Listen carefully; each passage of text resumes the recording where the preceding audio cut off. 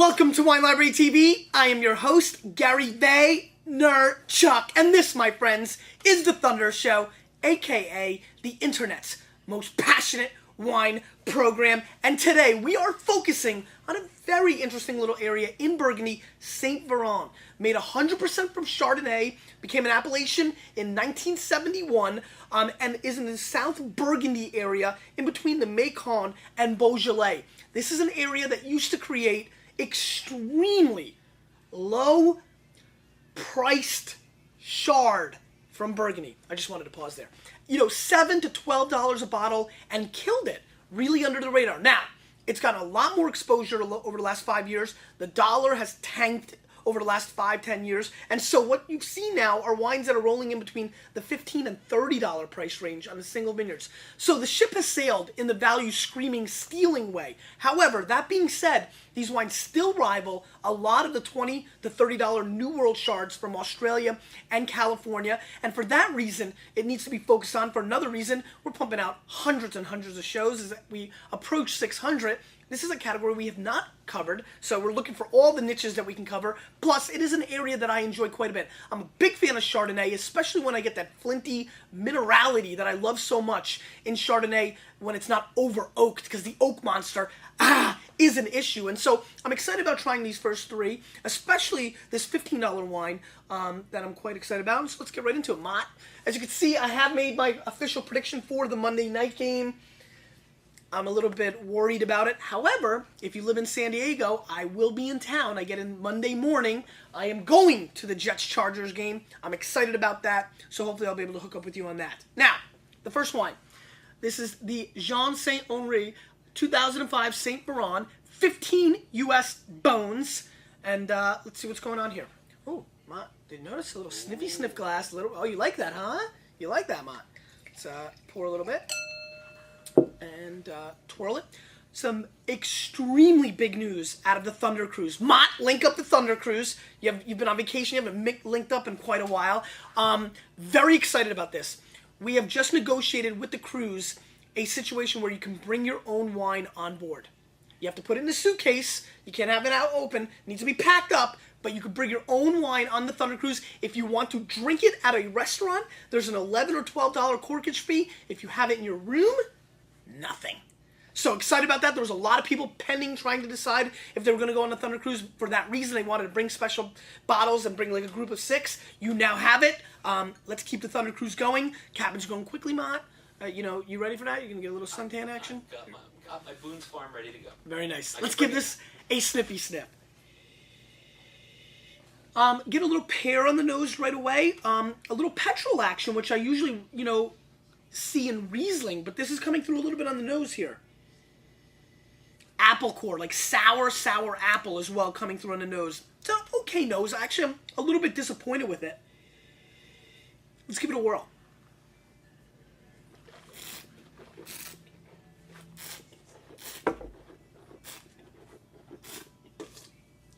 Nikolai went for the fall.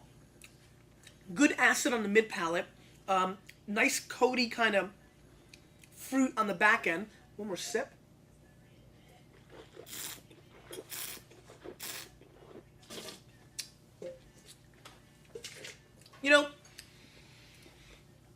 Pretty soft effort here.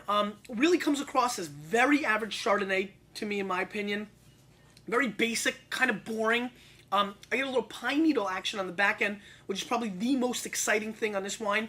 I think you need to drink it now. I don't see any cellaring opportunities. It is a wine that you would pair probably with fish, but I'll be honest with you. This is a pretty poor effort. I'm going to go 81 points on it. I think it's a major pass. 15 bones. Not even close to being worth that price point, in my opinion, and not something I'm excited about at all. It's a tough start, Mott. Let's give a quick birthday shout-outs while I'm here to Brad Evans and a good friend of ours, Glenn DiGirolamo. DiGirolamo. He wanted to make sure I said it. DiGirolamo. DiGirolamo is a big fan and a great guy, and we love him, Glenn. Glenn, thanks for watching the show. Verger, 06, St. Veran, the Les Chatiniers, single vineyard, 90 points, Josh Reynolds, 27 US dollars. Verger is obviously, to a lot of wine connoisseurs, one of the big names in the Macon, in Burgundy. They produce a slew of different label wines.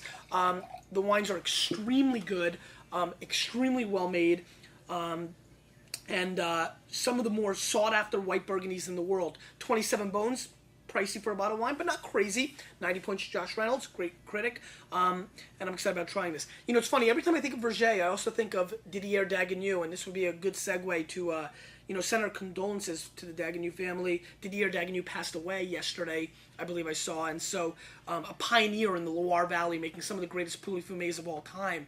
And when I first started buying for Wine Library a decade ago, the biggest goal I had was to bring Verger and Dagenue into Wine Library. I brought him in around the same time, and the news is very sad. He was a real pioneer, and we tip our glass to him. He was a great winemaker and really changed the game in the Loire Valley, an area I'm very passionate about. Back to the Verger. Great color. You can see it coming through, Mott. You like that? A little light golden action. Not too dark, though. Again, these are Chardonnay-based wines, and you might notice by the color, they're not as golden as you get maybe out of some of the New World areas. Let's give it a sniffy sniff.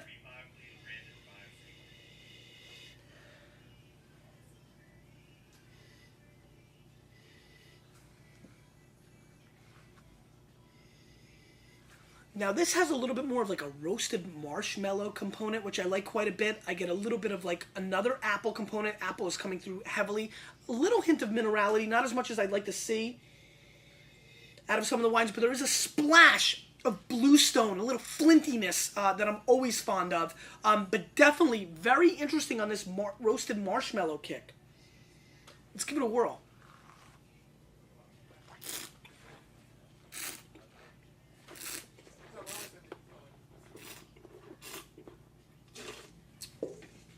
This wine has a lot more chops.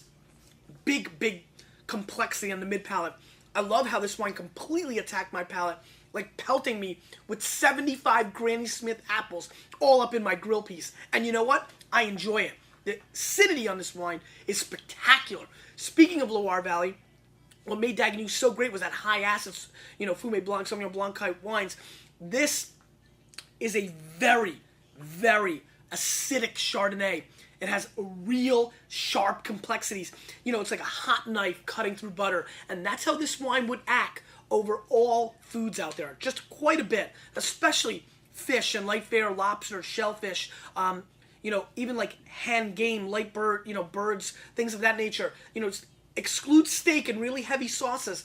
And this wine's going to rip through your food, which is exactly what you want. So the pairing's there so you can taste the wine, taste the food, and hopefully have a tremendous combo. To me, bring me some steamed mussels right now and give me this wine, and I'm in heaven. This wine will last for another 3 to 5 years, definitely, but is drinking tremendously right now. I think Josh did a good job. I think this wine does roll in that 90-point range. Let me give it one more shot before I critique it with a score.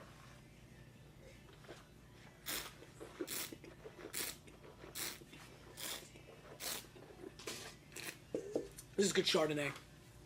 I'm going to score this wine 90 points. I was going to go 89 plus, but it's got a lot going on. It's a very classic example of what Saint Veran brings to the table, which is a very focused, high-acid Chardonnay. If you're a Riesling fan, I can really see a lot of Riesling fans wrapping their head around this wine, especially the dry Austrian Rieslings, because the acidity is so pure and so focused, and the flavor profiles are so interestingly intersected with apple and flintiness. You take away the maybe the passion fruit and maybe some of the petrol aspects, and you almost have like a Riesling type wine with a little bit more body. A very interesting wine, extremely food friendly, and if you're a Chardonnay fan, if you've not played in the Saint Veran playground, this is definitely a wine I think you should seek out.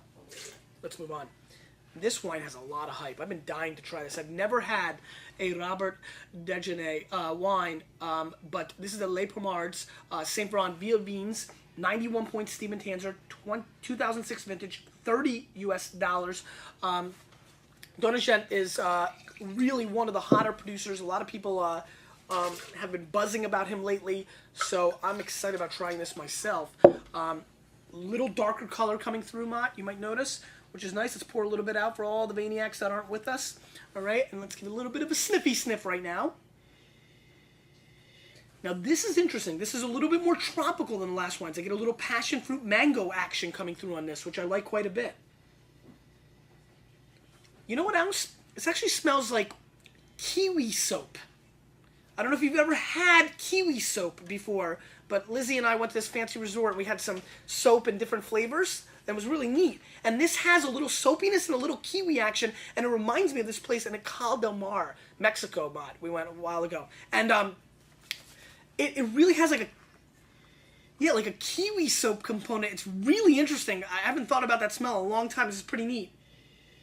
I like it. This is a very exotic nose. I really like the passion fruit. I really like the mangoes. Little papaya action. This is like Hawaii up in this bitch. I mean, this is some good stuff. I like this. This is a good nose. Let's give it a whirl.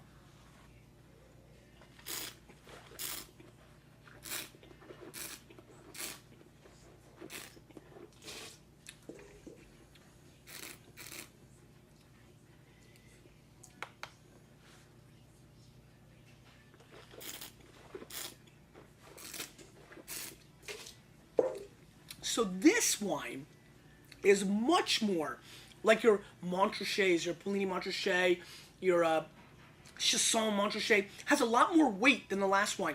Still has some great acidity. And ultimately, that's what I'm going to leave with on today's show about the St. Veran wines. If you're an acid head, and we're all addicted to acid after we drink a lot of wine, these are wines that I think are going to really appeal to your palate. By the way, time out. Little Chris Webber time out. Maybe I don't have one, but I'm using it anyway. This wine has amazing length. I'm still tasting it on the back palate. And what's really funny, I'm tasting almost like a corn on the cob component. There's a little bit of that butter aspect, but there's also a little bit of that corn kind of thing going on. Very interesting. A very complete and complex wine.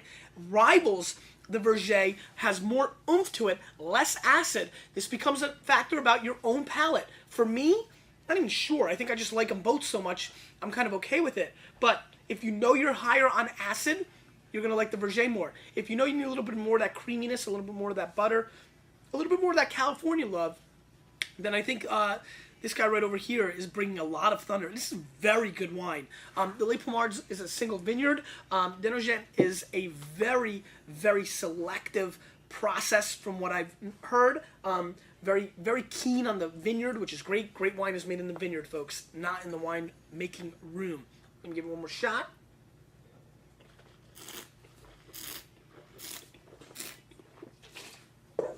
Just because I can and I want to have fun.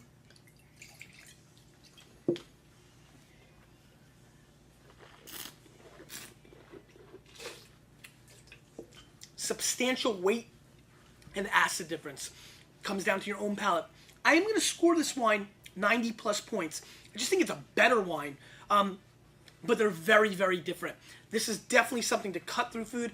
This you can definitely pair with a lot of food, maybe even like salmon, maybe some shark steak.